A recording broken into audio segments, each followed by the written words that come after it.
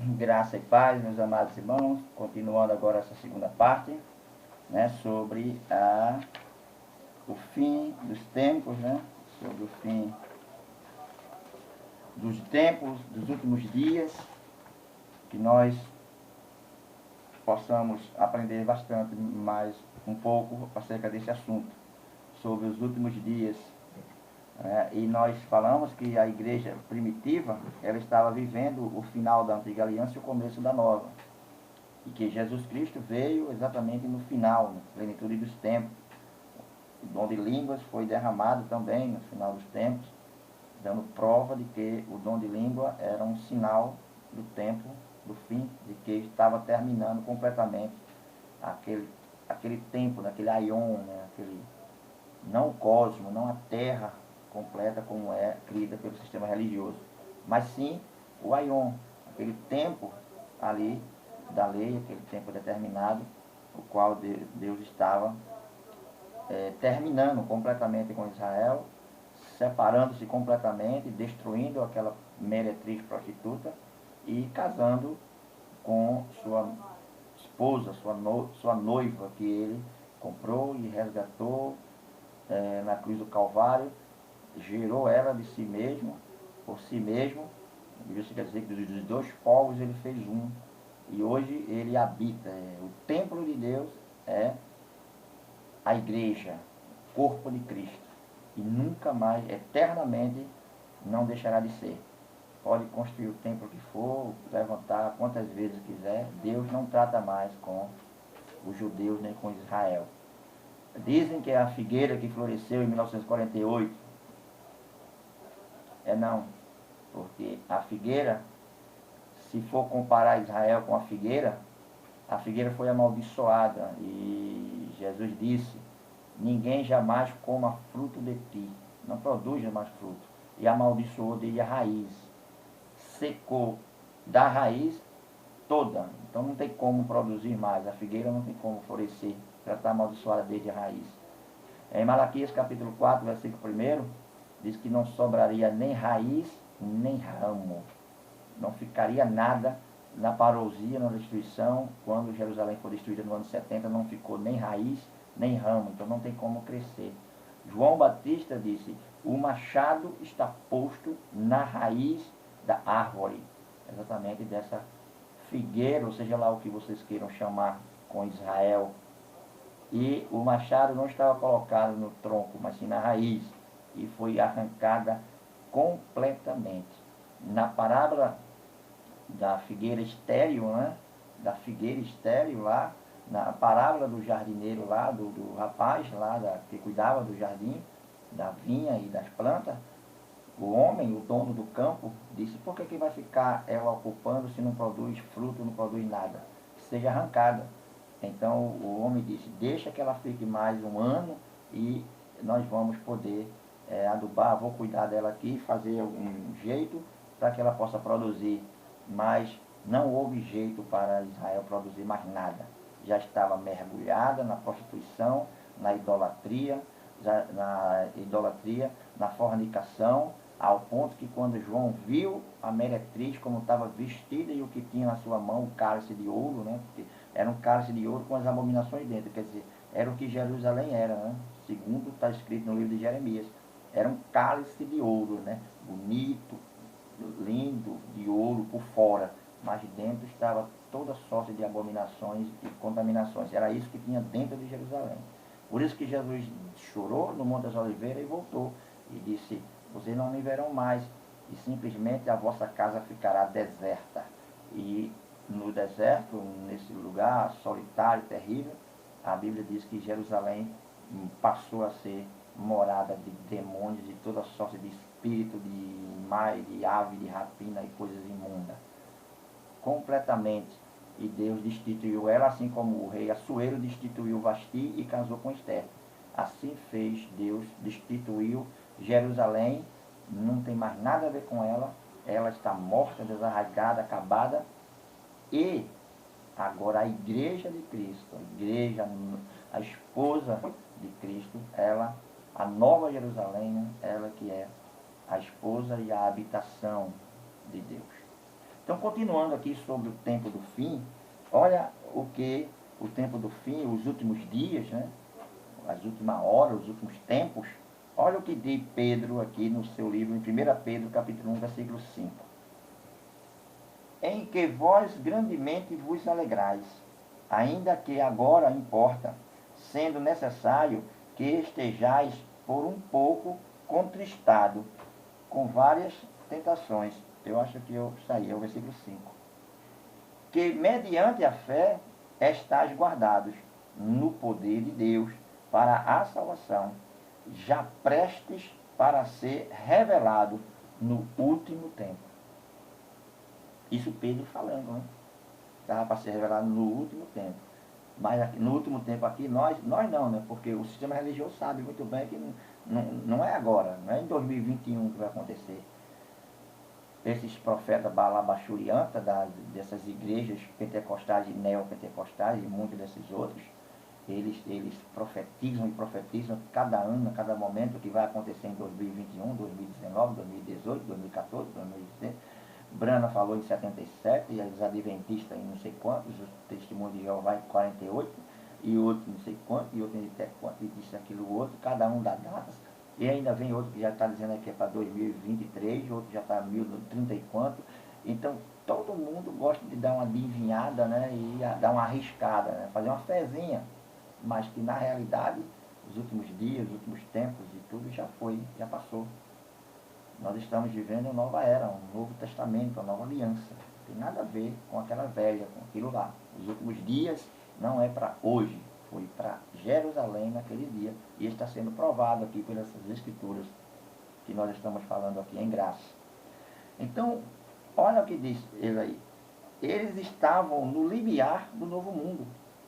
Os apóstolos e cristãos da primeira geração sabiam que estavam vivendo os últimos dias. Eles sabiam disso. A igreja sabia. Paulo alertou, Timóteo alertou, o apóstolo Pedro, Tiago alertou também, entendeu? Os últimos dias da era do antigo pacto. Eles anelavam ver sua consumação e plena iniciação da nova era. À medida que era progredia e os sinais do fim aumentavam, se intensificavam cada vez mais, a igreja podia ver que o dia do juízo se aproximava rapidamente. Uma crise ameaça o futuro próximo, quando Cristo lhes libertaria do presente século mau, assim como está escrito em Gálatas capítulo 1, versículo 4. As declarações dos apóstolos estavam cheias de atitude expectante, né? Havia uma expectação. O conhecimento certo de que este evento momentoso estava sobre eles. A espada da ira de Deus estava suspendida sobre Jerusalém, pronta para atacar a qualquer momento. Mas os cristãos não. Os cristãos não precisavam se assustar, pois a ira vindoura não se dirigia para eles. A ira de Deus não estava voltada para a igreja, para os cristãos. Antes, ele a protegeu, a guardou em muitos momentos. Né? Então, os cristãos não precisavam se assustar. Mas os inimigos do evangelho, sim, os judaizantes, os judeus, incrédulos. Então, Paulo urge aos Tessalonicenses. Olha o que Paulo diz aos Tessalonicenses 1:10. Primeiro, 1:10. E esperar dos céus o seu Filho, a quem ressuscitou dentre os mortos, a saber, Jesus, que nos livra da ira futura. Então, Paulo estava dizendo aqui, estava falando, urgindo, né, aos Tessalonicenses, para aguardar do céu o Filho de Deus, a quem ele ressuscitou dentre os mortos, Jesus, que nos livrará da ira vindoura. Então, ecoando as próprias palavras de Jesus em Mateus 23, 24. Então, Paulo enfatizou que o julgamento eminente seria derramado sobre os judeus. Os cristãos tinham sido avisados de antemão, e porquanto estavam preparados para o Israel incrédulo. Estavam preparados. Né? Então, assim, os cristãos tinham sido avisados de antemão. E, portanto, eles estavam preparados. Mas o Israel incrédulo seria pego de surpresa. completamente de surpresa. Olha o que diz em Tessalonicenses capítulo 5, primeiro Tessalonicenses 5, versículo de 1 a 5. Mas, irmão, acerca dos tempos e das estações, não necessitais de que eu vos escreva. Porque vós mesmos sabeis muito bem que o dia do Senhor virá como um ladrão de noite. Pois que, quando disserem a paz e segurança, então lhes sobrevirá repentina destruição, como as dores de parto, aquela que está grávida, e de modo nenhum escaparão. Mas vós, irmãos, já não estáis em trevas, para que aquele dia vos surpreenda como ladrão. Porque todos vós sois filhos da luz e filhos do dia. Nós não somos da noite, nem das trevas. E o versículo 9 diz: porque Deus não nos destinou para a ira, mas para a aquisição da salvação por nosso Senhor Jesus Cristo. Pronto, a igreja tinha sido alertada completamente. Paulo expandiu isso ainda mais em sua segunda carta à igreja. Então, claramente, Paulo não está falando sobre a vinda final de Cristo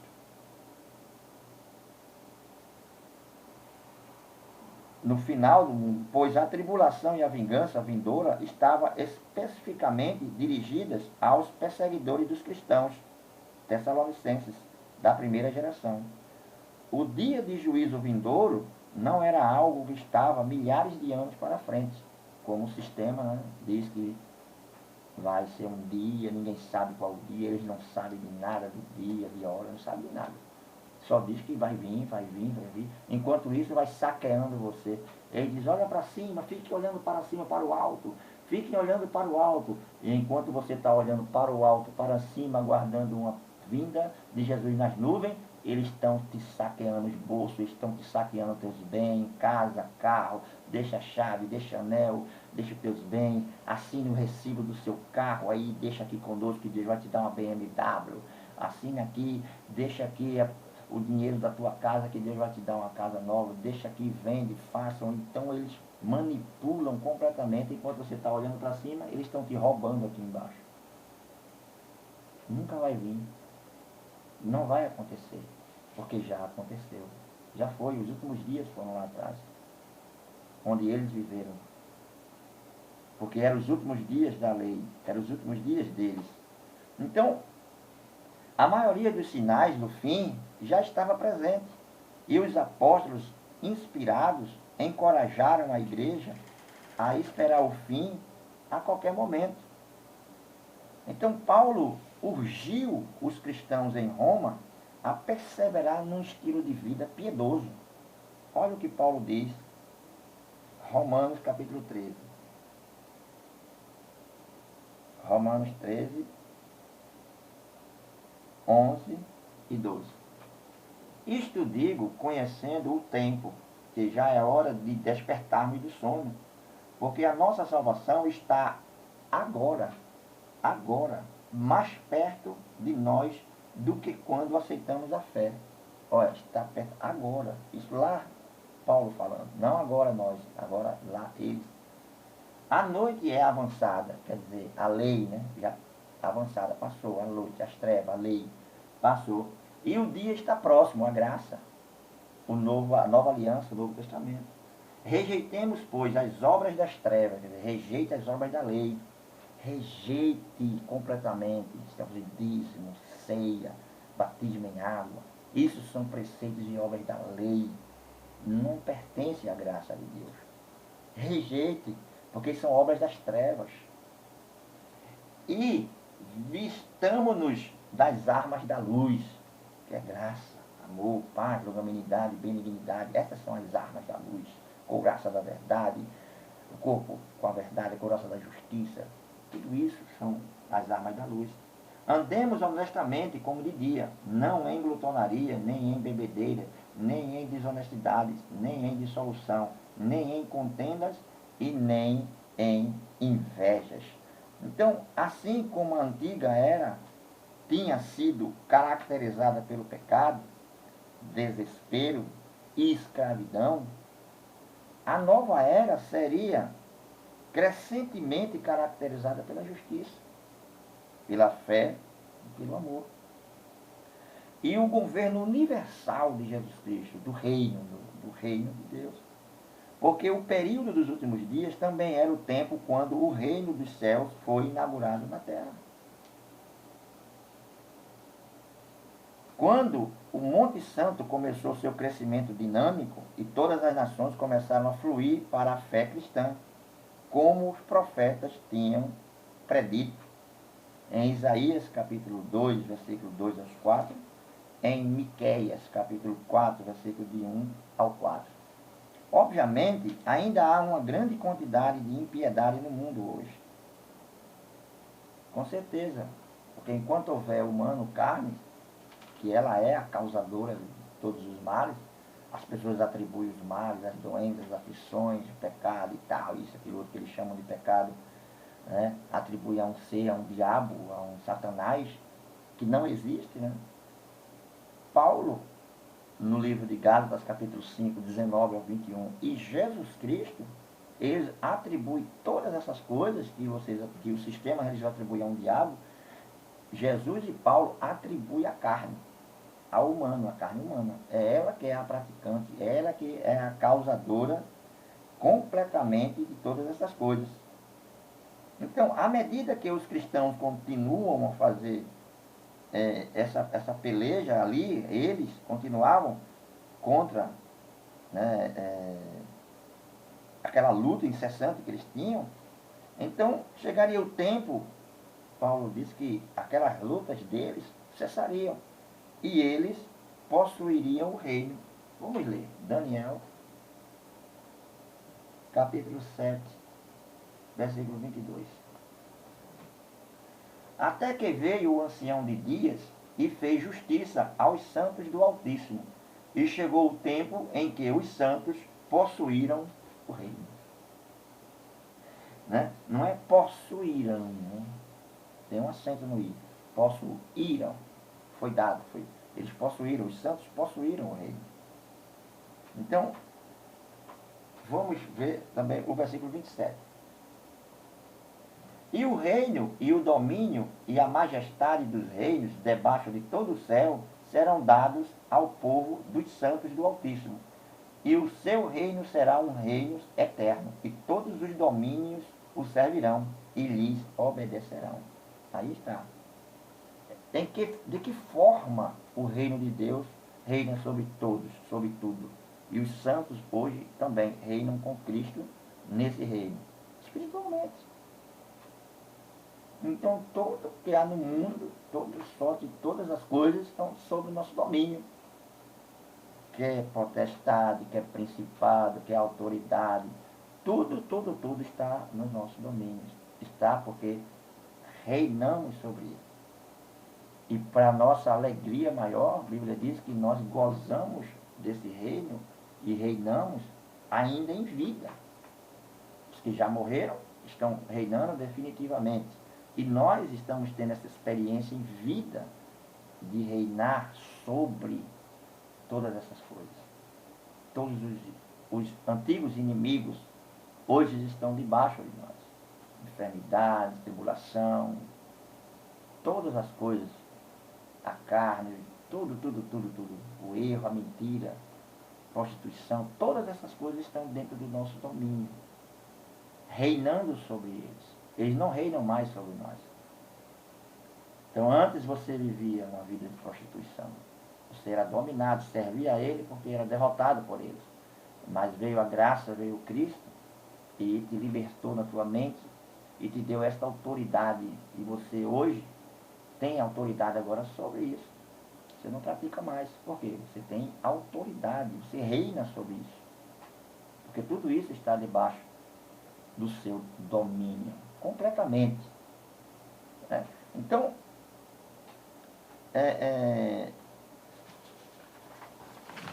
esse é o porquê. Paulo pôde confortar os crentes, assegurando de que perto está o Senhor. Vamos ler. Filipenses, capítulo 4, versículo 5. seja a vossa equidade notória a todos os homens. Perto está o Senhor. Olha, Paulo está dizendo, perto está.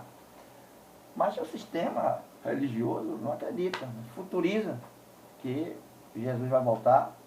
Já faz 50 gerações, 21 séculos, e nada disso acontece. E vai para 30 séculos, 50, 100 séculos. Isso vai para muito tempo para frente, que o sistema ainda vai ficar dizendo, continuar falando. Vai vir, vai vir, vai vir. Aguarde, fica olhando para cima.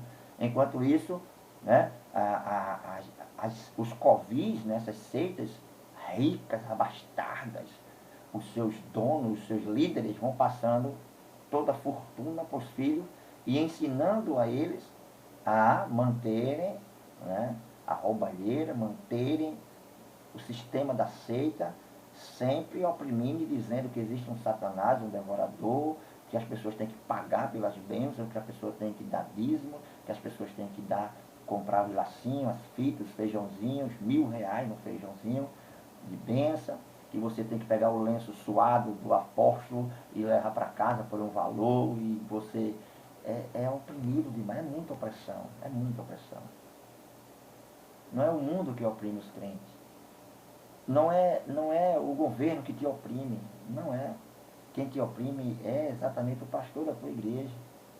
São eles que oprimem você, escravizam você. E diz que o único lugar para que você possa ter perdão, misericórdia, graça e bênção é lá na igreja. Que é lá no templo. Não é. Não é. A Bíblia diz agora que você está em Cristo. Né? Você não está numa seita, num covil, você está em Cristo. Nova criatura você é. As velhas passaram, você fez novo. Você é uma nova criatura em Cristo. Em que momento eu sou uma nova criatura em Cristo? Quando eu me batizo naquelas águas? Claro que não. A água não tem poder e efeito nenhum.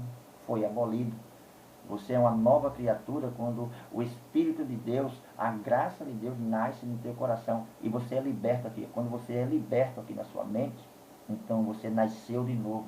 Você é uma nova criatura. Duvido um lobo desse te enrolar mais. Eu duvido uma seita dessa, um açapão desse, ó, te pegar mais. Um açapão desse. Pega não. Você é nova criatura. Você compreende, você entende agora o falar do Espírito Santo. E você vai se deixar levar. Hoje, quem vai te guiar, em graça quem te guia não é um pastor, não é um homem que te guia. Quem te guia não sou eu. Quem te guia não é nenhum pastor da graça. Ninguém, homem não guia homem. Quem te guia é o Espírito Santo. Aqui, ó, guia você na sua mente.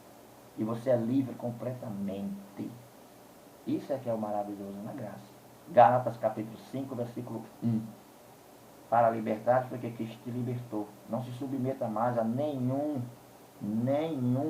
jugo de escravidão. Então, de fato, o lema da igreja primitiva era esse. Lá em 1 Coríntios, capítulo 16, versículo 22, o lema da igreja era o quê? Maranata, né? O que quer dizer Maranata? Ora vem, Senhor Jesus. Era isso que eles diziam.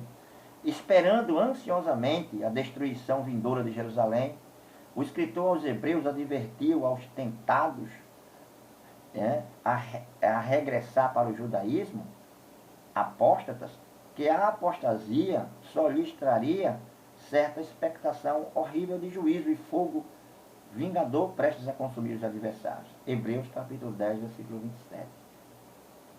Ora, Tiago, ele advertiu aos incrédulos ricos que oprimiam os cristãos da miséria, oprimiam os cristãos das misérias que estavam por vir sobre eles, acusando-os de ter desonestamente acumulado riquezas e glórias aonde? Veja quando foi, veja os dias. Vamos ler. Tiago, capítulo 5, versículo 1 ao 6. Eia, pois, agora, vós ricos, chorais e pranteais por vossa miséria, que sobre vós hão de vir. Mas os ricos. As vossas riquezas estão apodrecidas, e as vossas vestes estão comidas de taça.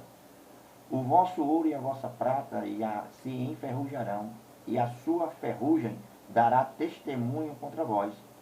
E comerás como fogo a vossa carne, entesouraste para os últimos dias. Vê? Que entesouraste para os últimos dias. Eis que o salário dos trabalhadores que ceifaram as vossas terras, e que por vós foi diminuído, clama. E os clamores dos que ceifaram entraram nos ouvidos do Senhor dos Exércitos. Deliciosamente vivestes sobre a terra, e vós deleitastes, cevastes os vossos corações como num dia de matança. Condenastes e matastes o justo, ele não vos resistiu. Então ele encorajou aos cristãos que sofriam a ter paciência. Olha o que ele diz no 7. No 7 até o 9. Sede, pois, irmãos, pacientes até a vinda do Senhor. Eis que o lavrador espera a precioso fruto da terra, aguardando com paciência até que receba a chuva temporânea e a serôdia. Sede vós também pacientes, fortalecei os vossos corações, porque já a vinda do Senhor está próxima. Interessante. Como o sistema lê isso, está aqui, ó. Não foi eu que coloquei, não. Não foi eu que coloquei agora, não. Isso aqui já está aqui, ó, há muito tempo. E eu comi gato por lebre que nem você. Eu cria nesse sistema mal, perverso, corrupto, né? E eu cria sim, mas olha o que diz aqui. Porque já a vinda do Senhor está próxima. Então, está próxima. É o que? 2021 anos? Que próxima é essa? Quando Deus mandou Daniel selar a sua visão, porque era para muitos dias para frente, durou 490 anos só. E aconteceu tudo que o anjo falou, que Deus falou a Daniel. As 70 semanas foram cumpridas dentro dessas 490 anos. Terminou. Os últimos dias, o fim, tudo terminou. Quando João escreveu o Apocalipse, e ele ia selar, porque acreditava que esses acontecimentos eram para muito tempo, a palavra veio e disse, não sele não, porque essas coisas vão acontecer agora. Já estão aí, bem pertinho, vai acontecer já. Só que, segundo o sistema, isso já faz 2020 anos. Então, que coisa interessante, né? O demorado de Deus, o longo, o celes, porque não é para agora, é para muito tempo para frente, durou 490 anos. E o breve, e o está próximo, e o já vai acontecer, já vai com 2020. E não aconteceu, quer dizer que o distante de Deus, 490 anos, o próximo de Deus, 2020 anos. Pelo amor de Deus, meu amado. Como é que você engole um gato por lebre desse do sistema religioso? Como é que você não aceita, não crê numa palavra dessa? É porque, infelizmente, é preciso que Deus abra o teu entendimento. Como abriu de Geazi para ver os exércitos assírios, a qual Eliseu orou, e disse, Senhor, abre os olhos dele para que ele veja, e Deus abriu. Assim como os discípulos no caminho de Emaús também, Jesus explicou das Escrituras todas, e os profetas e os salmos para eles, porque tudo que estava escrito deveria acontecer nos últimos dias com Jesus e a sua ressurreição. Eles não estavam crendo, apenas o coração ardia, mas foi preciso que Jesus lhe abrisse também o entendimento. Assim também como no livro de Atos 16, onde Lídia, a vendedora de púrpura, né, de Tiatira, ela, junto com muitas mulheres, foi ouvir a Paulo pregar. E nenhuma delas foi aberto o entendimento, mas a Bíblia diz que Deus abriu o entendimento de Lídia para dar ouvido e entender o que Paulo estava dizendo. E ela foi salva, e a sua casa e a sua família. Então, eu sei que é preciso que Deus abra o seu entendimento. E a minha oração é essa, que Deus possa abrir o seu entendimento, te libertar aqui completamente, e você possa ver completamente que todas essas coisas já foram, já aconteceram, os últimos dias já passaram, e que você vive hoje preso num açapão desse, no sistema religioso opressor, maldito, maligno, terreno e diabólico, onde o homem é quem reina, onde o homem é quem comanda, onde o homem é que diz ter a mão ungida, ser ungido e enviado por Deus, quando isso não é mentira, isso é mentira. O Espírito enviado, ungido por Deus, foi o Espírito Santo, é o Espírito Santo, sempre será o Espírito Santo. O guia da igreja não é o pastor presidente, o guia da igreja hoje não é um homem, não é um bispo, não é um pastor, não é nenhum desses anciões ou diáconos. O guia da igreja é o Espírito Santo. E não, ele não tem presidente. E ele distribui os dons. E ele é quem faz. Amém? Então, Tiago advertiu, né? Então, a gente vê outra coisa também aqui, ó.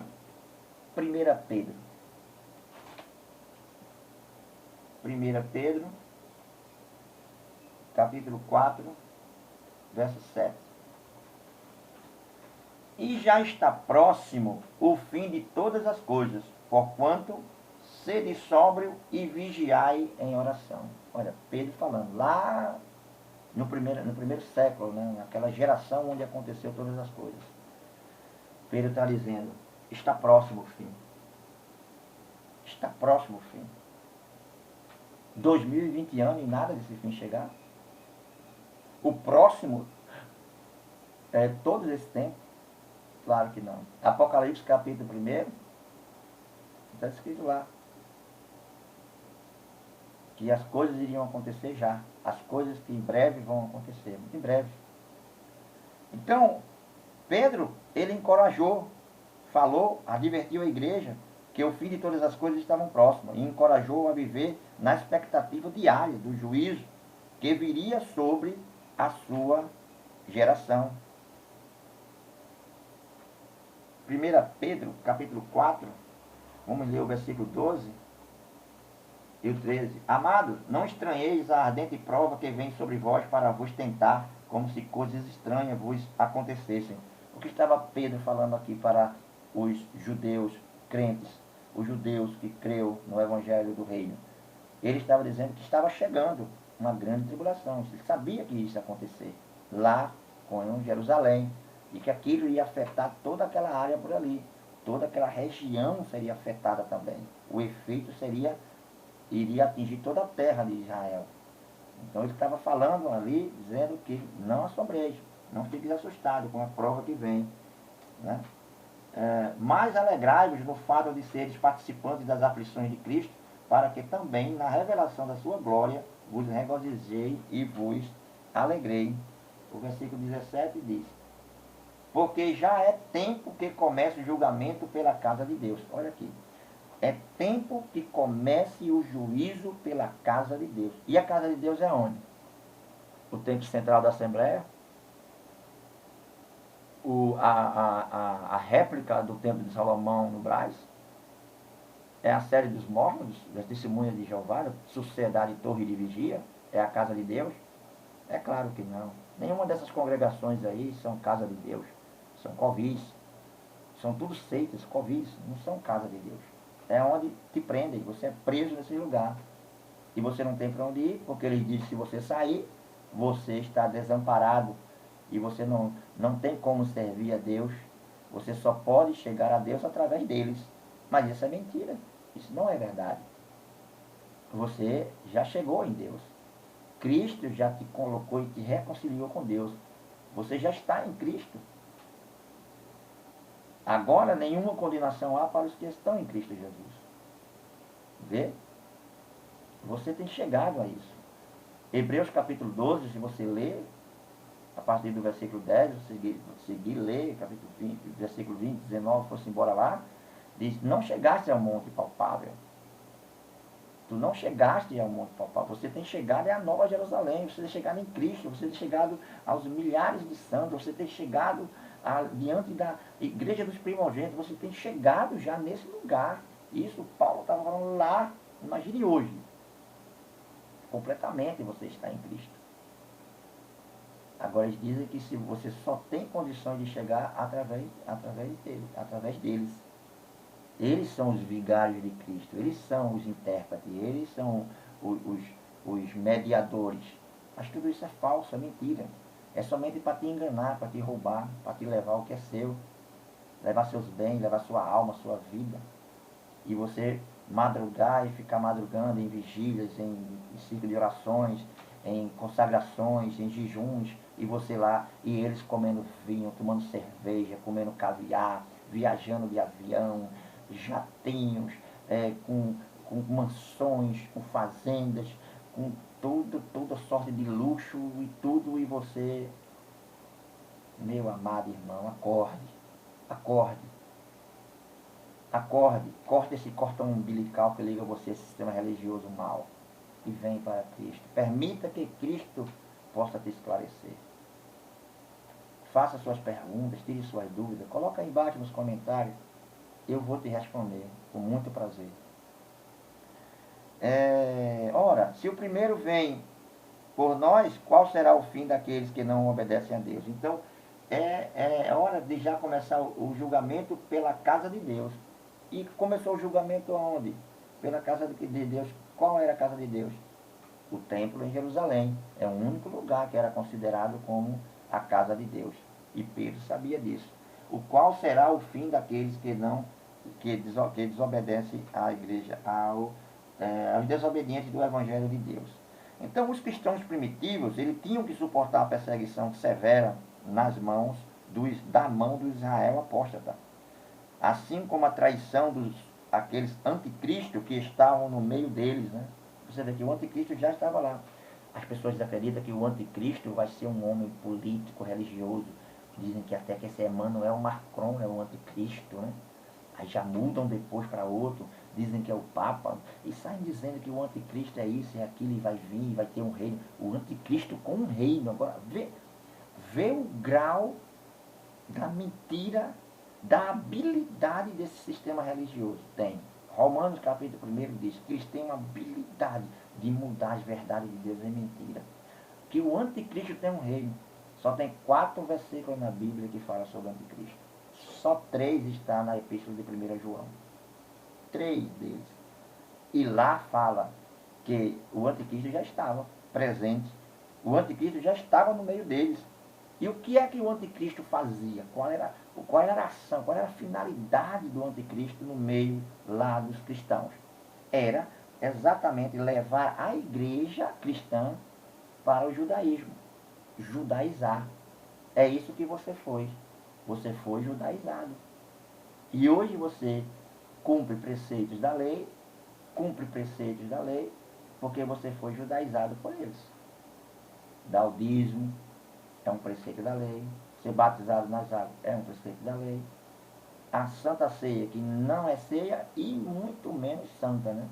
Aquilo Jesus realizou não foi Santa Ceia, foi Páscoa.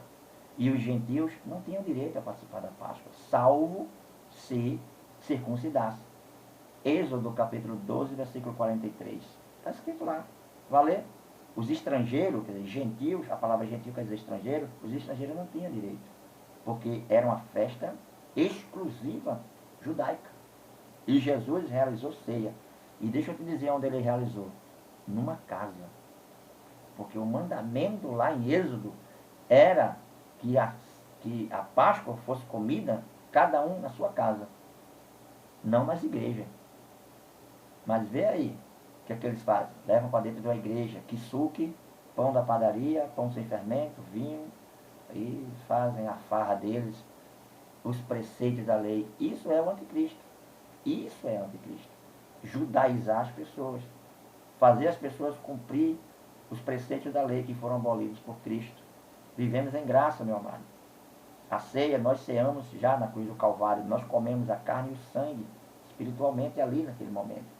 Fomos batizados na sua morte. Na morte de Cristo nós fomos batizados. Ali, no livro de 2 Coríntios, diz: por um Espírito somos batizados em um corpo. A saber, o Espírito Santo. Nós fomos colocados ali pelo Espírito Santo. Há uma só fé, há um só batismo, há um só Deus. Então, por que é difícil para você crer na palavra? Qual é o problema de você aceitar essa palavra? Por que é que você precisa de pão todo mês e que suque? Que força tem pão? Qual é a espiritualidade que tem um kisuke? E quando você faz em memória de quem está morto. Mas Jesus está vivo. Nós fazemos coisas em memória de quem está morto, não de quem está vivo. Porque todas as vezes que você come e bebe, você está anunciando a morte de Jesus, até que ele venha.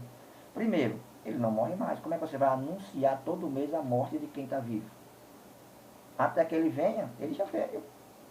Ele voltou. Eu vou para o Pai, mas voltarei para vós. Foi isso que Jesus prometeu aos discípulos. E voltou. Né? Então, o anticristo já estava no meio deles fazendo isso. Porém, os períodos de tribulação e sofrimento ardente estava produzindo nos cristãos sua própria bênção. Enquanto aquilo foi ruim, mal, destruidor, avassalador para os judaizantes, os judeus, Jerusalém, a cidade apóstata, idólatra, Deus estava desvinculando-se eternamente de Jerusalém, estava sendo bênção para os que aguardavam esse evento nos últimos dias. Amém? Graça e paz.